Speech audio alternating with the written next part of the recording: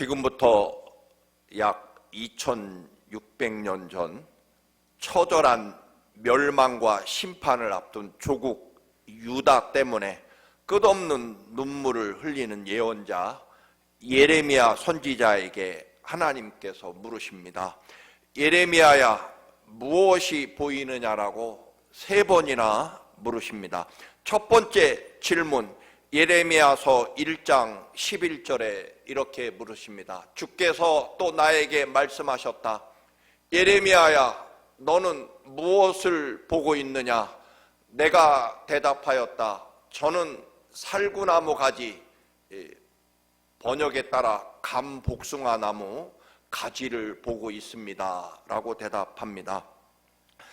살구나무라고 하는 이 단어는 이 히브리어의 깨어있다, 지켜본다라고 하는 단어와 대단히 유사합니다.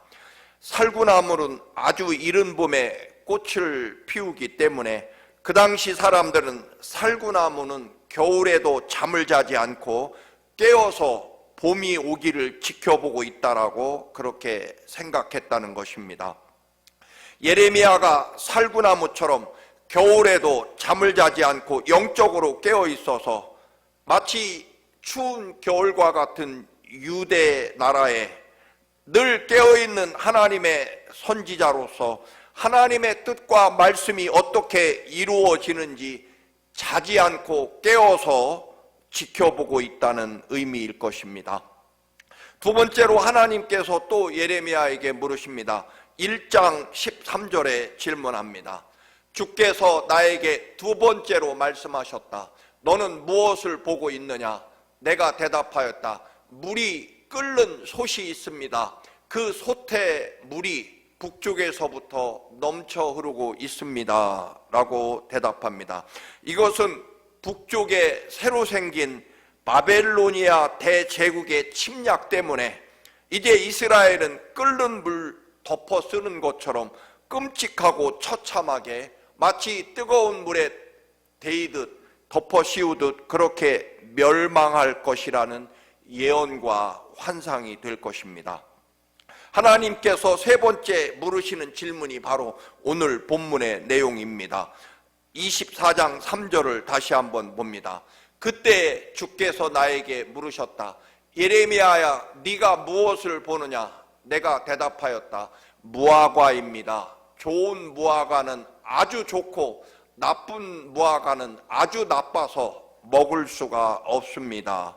24장 앞에 1절에 따르면 이 환상과 질문, 이것은 바벨로니아 왕 느부갓네살이 유다 왕 여호야김의 아들 여고냐와 유다의 고관들을 비롯하여 기술자들과 대장장이들과 함께 예루살렘에서 포로로 사로잡아 바벨로니아로 데려간 뒤에 있은 일이다라고 말씀합니다. 유다는 바벨로니아에게 3번 침략을 받습니다. 오늘 본문은 첫 번째 침략으로 다니엘과 세 친구들, 그리고 왕족과 지도자들, 기술자들, 특별히 쇠를 다루는 대장장이들이 많이 사로잡혀 갑니다. 나중에는 하나님의 도성으로 불리는 예루살렘 성이 완전히 파괴되고 거룩한 하나님의 솔로몬 성전도 불타버려서 영원히 재가 됩니다. 수많은 백성들이 참혹하게 바벨론에게 죽임당하고 또 수많은 백성들이 포로로 끌려가서 70년 이상 포로 생활, 종살이를 하게 됩니다. 이른 봄에 피는 살구나무꽃, 물이 끓고 있는 솥이 엎어지고 무화과가 담긴 광주리는 사실 우리 삶에서 일상적으로 벌어지고 볼 수 있는 평범한 일입니다. 그런데 예레미야는 이런 것들 속에서 살구나무꽃에서 또는 엎어지고 쏟아지는 끓는 솥에서 그리고 무화과가 담긴 광주리에서 하나님의 심판과 그리고 구원의 역사를 보고 듣게 된다는 것입니다. 우리는 하나님의 특별한 음성, 뜻을, 하나님의 놀라운 기적과 역사를 대단히 놀랍고 새롭고 신비한 아주 특별한 현상에서만 이루어진다라고 오해합니다. 아닙니다. 아닙니다, 여러분. 우리의 주어진 매일매일의 삶 속에서 그것이 하나님의 은혜임을 깨닫고 감사하는 사람, 언제나 하나님은 나와 동행하시고 나를 지켜주신 것을 믿는 사람에게는, 그리고 오늘 이 순간에도 하나님의 여전한 사랑과 뜻이 이루어진다고 믿는 하나님의 동행하심을 보는 사람들에게는 모든 일들이 하나님의 특별한 역사와 뜻과 은혜와 신비와 비밀이라는 것입니다.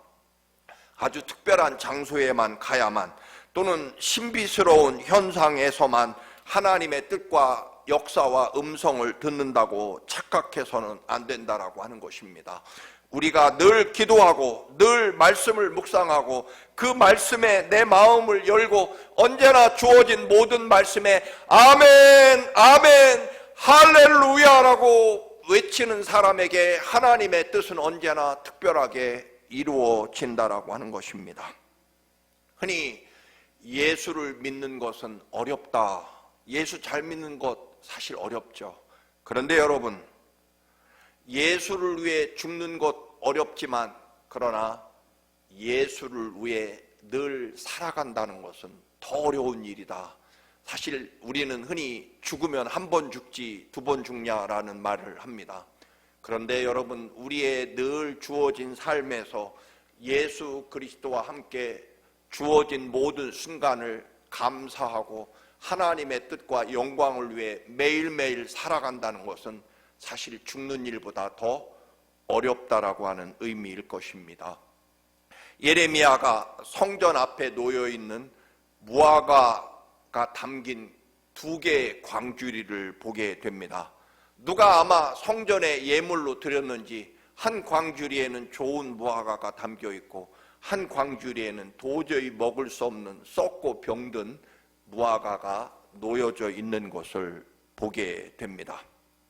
하나님께서는 이것을 두 부류의 유대인이라고 말씀하십니다. 하나는 머나먼 바벨론으로 쇠사슬에 묶여 노예로 끌려가는 유대인들, 그리고 또 하나는 예루살렘 성에서 잡혀가지 않고 무사히 살아남거나 혹은 유대인들을 보호해줄 이집트로 무사히 피난을 간 사람들을 구분하십니다. 5절에 예루살렘이 잿더미가 되고 멸망해서 바벨론의 포로로 끌려가는 좋은 사람들을 하나님께서는 놀랍게도 좋은 무화과라고 말씀하십니다. 바벨론의 나라가 망해서 쇠사슬에 묶여 노예로 끌려가는 그들이 좋은 포도나무고, 이 사람들을 보호하시기 위해서 바벨론으로 옮겨 놓으신다라고 말씀하십니다. 5절과 7절을 다시 한번 봅니다. 내가 이곳에서 옮겨 갈대아인 즉 바벨로니아의 땅에 이르게 한 유다 포로를 이 좋은 무화과와 같이 잘 돌볼 것이라. 내가 그들을 돌보아 좋게 하여 다시 이 땅으로 인도하여 세우고 헐지 아니하며 심고 뽑지 아니하겠고. 7절, 내가 여호와인 줄 아는 마음을 그들에게 주어서 그들이 전심으로 내게 돌아오게 하리니 그들은 내 백성이 되겠고 나는 그들의 하나님이 되리라 라고 말씀하십니다. 여러분, 우리는 일반적인 상식으로 전쟁이 나서 적군에게 사로잡혀 수천리 머나먼 바벨론의 쇠사슬에 묶여 끌려가서 노예로 살다가 죽는 것, 그건 저주받은 일이고 불행한 인생이 될 것입니다. 그렇지 않겠습니까, 여러분? 6.25 때 여러분 북한군에게 끌려간 쇠사슬에 묶여, 우리 노래도 있습니다만 미아리 고개를 넘어간 사람들 얼마나 슬프고 불행한 인생입니까? 결국 그들은 아우지 탄광에서 탄을 캐다가 생애를 마감하거나 아마 북한에서 혹독한 여러 가지 고초를 겪다가 쓸쓸하게 죽어갔을 것입니다. 여러분, 전쟁이 나서 포로로 끌려가는 것은 참으로 참혹하고 불행한 일일 것입니다. 반대로 안전한 곳, 이집트로 무사히 피난을 갔거나 아니면 다행히 숨어 있다가 예루살렘 성에 남아있게 된 그 사람들은 사실 엄청난 기적이고 참 다행이다, 축복이다, 그렇게 생각할 것입니다. 그런데 오늘 하나님께서는 반대라는 것입니다. 바벨로니아에게 포로로 끌려간 사람은 좋은 무화과인데 썩고 나쁜 무화과에게 같이 옮겨서 썩을까봐 좋은 무화과들을 바벨론으로 옮겨 놓은 것이라. 그리고 내가 그들을 잘 지키고 보호해서 다시 예루살렘으로 돌아오게 할 것이고 그들이야말로 내 백성이다 라고 말씀하십니다. 하나님이 선택한 참 좋은 백성이 누구냐면 바벨론의 포로로 잡혀간 사람들이라, 그렇게 말씀합니다. 바벨론의 노예로 붙잡혀가는 것이 하나님의 특별한 선택을 받은 최고의 좋은 백성이라는 것입니다. 사실 앞으로 하나님의 구원과 역사는요, 포로로 바벨론 그 수천리 머나먼 나라로 끌려간 그 사람들을 통해 이루게 됩니다. 예루살렘 무너진 성벽을 누가 재건하냐면 포로로 끌려갔던 여러분 느헤미야 선지자 그룹들이 예루살렘 성을 다시 세웁니다. 누가 예루살렘 무너진 불타버린 성전을 다시 건축하느냐면 바벨론의 포로로 끌려갔던 사람들이 돌아와서 예루살렘 성전을 다시 세웁니다. 누가 하나님의 말씀을 보존하고 그 말씀대로 살았느냐면 바벨론의 포로로 끌려간 비참한 삶을 살아가는 그 사람들이 하나님의 말씀을 보존하고 지켜냅니다. 여러분, 우리는 형들의 시기와 질투로 이집트의 노예로 팔려간 요셉을 통해 이 일을 또 우리는 볼 수 있습니다. 요셉이 형들과의 재산 상속 싸움에서 기필코 승리해서 아버지의 유산을 다 상속받아서 안전하게 가나안에 살았다면 이 이스라엘이라는 위대한 구원의 민족은 생기지 않았을 것입니다. 아마 요셉은 무사히 아버지의 유산을 다 상속받았다면 결국 형들의 시기와 질투로 살아남지 못하고 재산도 다 뺏겼을 것입니다. 그러나 요셉이 노예로 팔려간 것 또는 주인 여자의 모함으로 황제 감옥에 갇혀 끔찍한 사형수가 된 것, 이 처절한 불행이야말로 하나님의 가장 위대한 구원의 역사를 이루어내는 그런 장소가 됩니다. 요셉이 노예로 팔려간 일이, 감옥에 갇힌 일이 모두 하나님의 구원을 이루기 위한, 그래서 하나님께서 요셉을 이집트 땅에 팔려간 게 아니라 뭐라고 말합니까? 나를 하나님의 구원과 역사를 위해 먼저 미리 앞서서 보내셨다라고 고백합니다. 노예가 보디발 장관의 신임을 받고 보디발 장관 집의 모든 살림을 맡아 총애를 받다가 갑자기 주인 여자를 겁탈하려고 했다는 끔찍한 죄목으로 황제 감옥으로 끌려갈 때 여러분, 다른 노예들은 뭐라고 생각했을까요? 야, 우리는 주인 여자의 귀여움을 받지 않은 것이 얼마나 다행인지 모르겠다. 요셉은 저렇게 잘난 척하더니 결국 사형수가 되어서 끌려가는구나. 우리는 참 다행이다. 끌려가는 노예 요셉을 보고 아마 다른 노예들은 그렇게 말했을 것입니다. 신학적으로 보면 예루살렘 성이 철저하게 무너지고 그 찬란했던 하나님의 거룩한 성전 솔로몬 성전도 완전히 잿더미가 되어 사라졌지만 진정한 유대인 이스라엘 역사는요, 이 포로로 끌려간 바벨론 시대에 이루어지게 됩니다. 그동안의 이스라엘 사람들의 신앙은 뭐냐면 아무렇게나 되는 대로 세상을 살다가 지은 죄가 있으면 성전에 올라가서 양이나 또는 죄가 크면 소를 잡아서 거기다가 자기 손을 얹고 내 모든 죄를 양에게 덮어 씌워서 양을 죽이고 번제로 드리면 내 죄가 사라진다고 믿었습니다. 그래서 세상에서 아무렇게나 살다가 성전에 가서 짐승 한 마리 사다가 여러분 번제로 드리면 내 죄가 없어진다고 믿는 그런 신앙생활을 했었다는 것입니다. 그런데 예루살렘 성전이 불타서 없어지니까 번제를 드릴 곳이 없어집니다. 즉 죄를 사함받을 곳이 없어졌다고 생각합니다.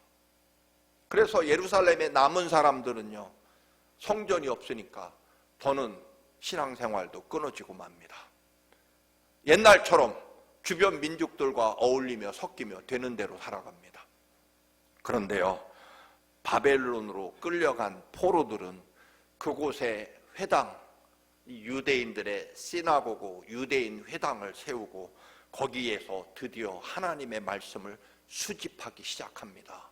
율법서를 창세기, 레위기, 민수기, 신명기를 모으고요, 시편을 모으고 잠언을 모아서 하나님의 말씀, 구약 성경을 바벨론 포로에서 그 사람들이 완성하게 됩니다. 그리고 철저하게 우리가 왜 망했을까? 하나님 말씀대로 살지 않았기 때문이다. 철저하게 그들은 포로로 끌려가서 회개하고 그곳에서 하나님을 찾게 됩니다.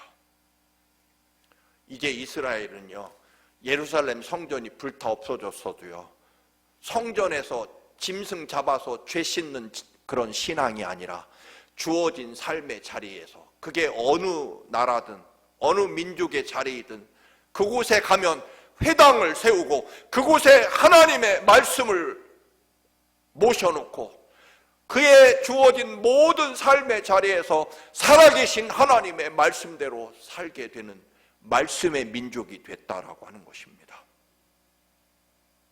그래서 지금도요, 미국을 거의 지배하는 유대인들이 언제나 그들은 회당에 가서 하나님의 말씀, 율법서를 언제나 읽고 그 말씀에 철저하게 자기들을 비추어 보는 신앙으로 그렇게 소위 유대인들이 세워지게 됩니다. 어디에서요? 바벨론 비참하게 포로로 끌려간 사람들에 의해서 말입니다. 다니엘과 세 친구, 포로로 끌려간 이 위대한 신앙인들, 또는 에스더 왕비, 에스라 선지자, 느헤미야, 수룹바벨 등등 위대한 신앙인들이 바벨론 포로로 끌려갔던 사람들입니다. 그들이 무너진 예루살렘 성을 다시 쌓고 하나님의 성전을 다시 세우고 그리고 구약 성경, 율법, 하나님의 말씀을 완성해 내게 됩니다. 하나님 여호와의 신앙과 진정한 믿음을 포로로 끌려간 사람들에 의해서 세워지고 회복되고 그리고 유대인이 완성됐다라고 하는 것입니다. 오늘 말씀처럼 비참하게 붙잡혀서 전쟁 포로로, 우리 표현으로 말하면 재수없게 붙잡혀서 포로로 끌려간 그들이 좋은 최고의 무화과이고, 예루살렘에 살아남았거나 끌려가지 않고 무사히 예루살렘에 남아있던 사람이나 무사히 이집트로 피난을 잘 간 사람들은 나쁜 썩은 무화과라고 하나님은 말씀하십니다. 하나님은 왜 이 포로로 끌려간, 노예로 끌려간 이들을 통해서 하나님 나라 역사와 구원을 보존하시고 이스라엘의 신앙을 지켜내는, 회복하는 사람들로 사용하셨을까요? 그들이 원래 똑똑했기 때문에 아닐 것입니다. 그것은요, 포로로 끌려간 사람들이 수천리 머나먼 나라에 가서 노예로 살아가게 된 순간부터 우리들이 왜 노예가 됐을까? 하나님을 떠났기 때문이다. 하나님과 멀어진 삶을 살았기 때문이라는 것을 깨닫고 그들은요, 철저하게 회개하고 하나님을 회복하고 하나님 말씀대로 살 것을 결심합니다. 결국 포로로 끌려가지 않고 다행히 예루살렘에 남아 있거나 혹은 무사히 이집트로 돈이 많아서 무사히 피난을 가서 목숨을 부지할 수 있게 된 사람들, 그것이 축복이 아니라 재수없게 포로로 끌려간, 노예로 끌려간 바벨론 포로가 여러분 불행한 것이 아니고, 결국 우리는 누가 하나님을 회복했느냐, 누가 주어진 하나님의 말씀대로 자신의 삶을 살아가느냐에 달려있다라고 하는 것입니다. 무사히 피난 가서 이집트에 가서 잘 사는 것도 아니고, 여러분 예루살렘 성에 숨어 있다가 무사히 살아남은 사람도 아니고, 바벨론 포로로 끌려갔다고 해서 절망하는 것이 아니라 결국 누가 철저하게 자신의 삶을 돌이켜 하나님을 회복했느냐가 좋은 무화과나무, 하나님의 백성, 하나님의 나라 역사를 보존할 참 좋은 무화과, 그리고 하나님이 돌보시고 지키시고 인도하시는 무화과가 되느냐를 결정했다라고 하는 것입니다. 썩어가는,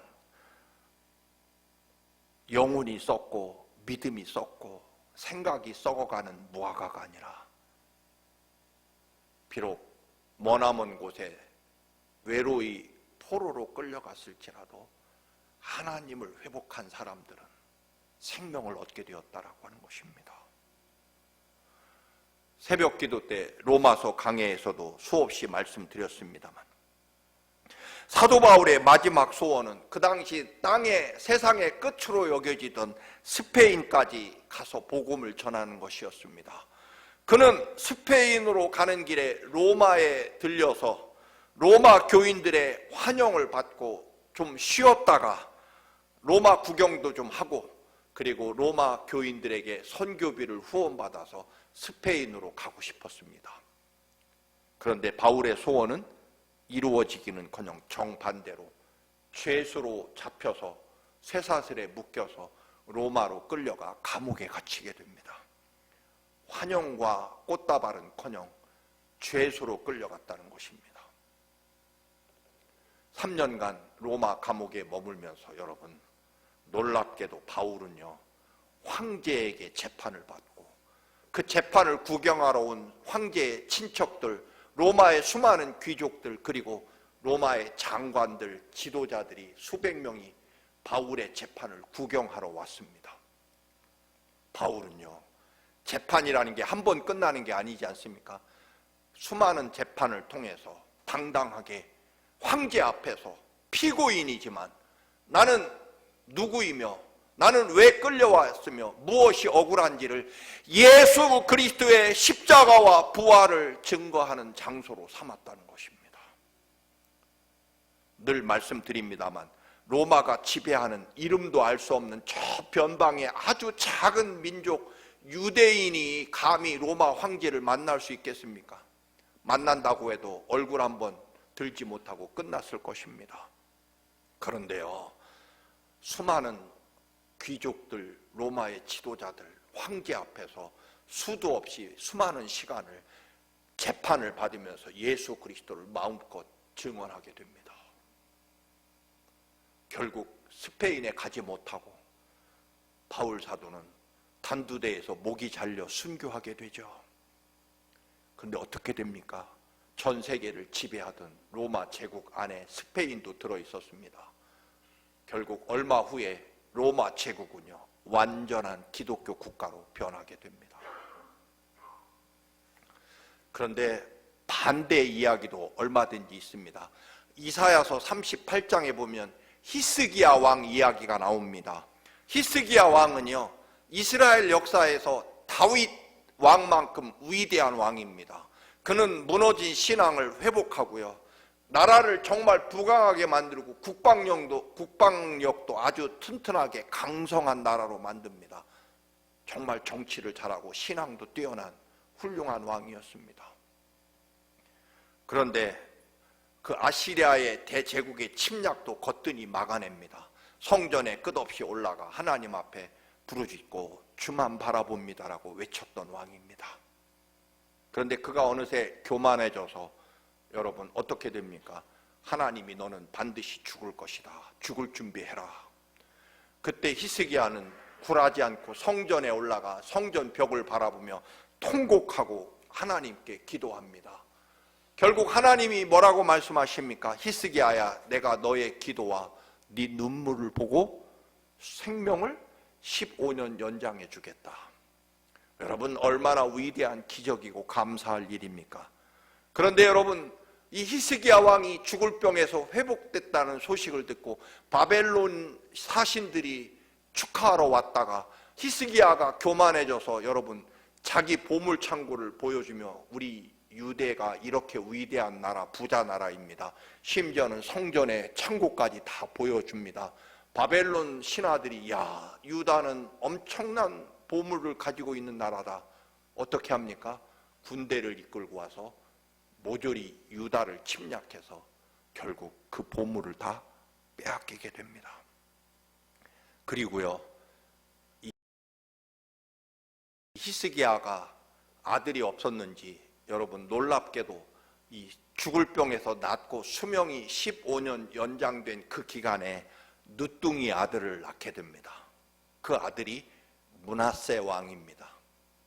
근데 이스라엘 역사에서 55년이라는 가장 길게 왕노릇한 이 므낫세 왕, 히스기야의 늦둥이 아들, 수명을 15년 연장받은 그때 낳은 아들이 유다 역사의 최악의 왕이 됩니다.